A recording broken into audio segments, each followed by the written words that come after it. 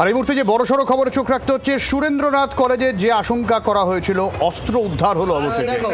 সুরেন্দ্রনাথ কলেজে এই কালো প্যাকেট নিয়ে একটা বিতর্ক তৈরি হয়েছিল যে কালো প্যাকেটে কি আছে।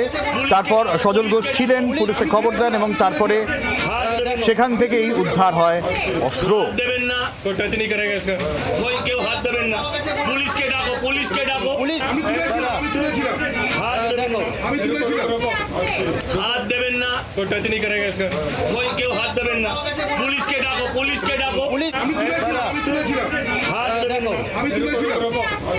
হাত দেবেন না। পরে এই প্যাকেট থেকেই পুলিশ আসার পর আগ্নেয়াস্ত্র উদ্ধার হয়েছে, এখনো পর্যন্ত এই খবর। পুলিশকে ডাকো, পুলিশ আমি তুলেছিলাম হাত দেবেন না,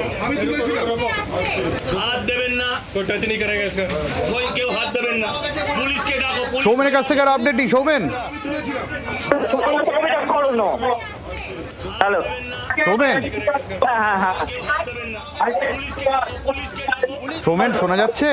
হ্যাঁ শোনা যাচ্ছে সৌমেন বলো, কি কি অস্ত্র উদ্ধার হলো বলো।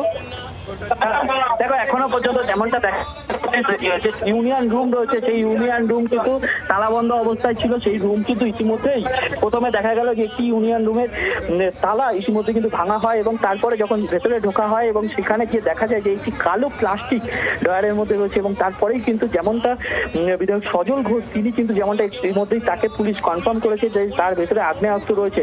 তিনি যেমনটা জানিয়েছেন যে ইতিমধ্যে কিন্তু ওই ভেতর থেকে আগ্নেয়াস্ত্র উদ্ধার হচ্ছে এবং তার পাশে আরেকটি স্টুডেন্ট ইউনিয়ন রুম রয়েছে, সেটাতে কিন্তু ইতিমধ্যেই কিন্তু তালা ভেঙে তার ভেতরেও প্রবেশ করেছে এবং সেখানে কিন্তু বেশ কিছু ছাত্রছাত্রীদের নথি রয়েছে, সেখানে আই কার্ড রয়েছে এবং তার পাশাপাশি ভর্তির ফর্ম পর্যন্ত সেখানে রয়েছে এবং সেইগুলোও কিন্তু ইতিমধ্যেই সেখানেও খতিয়ে দেখা হচ্ছে। অনেক ধন্যবাদ সৌমেন। হাত দেবেন না, কোই টাচ नहीं करेगा इसका, कोई কেউ হাত দেবেন না, পুলিশকে ডাকো, পুলিশকে ডাকো। পুলিশ আমি তুলেছিলাম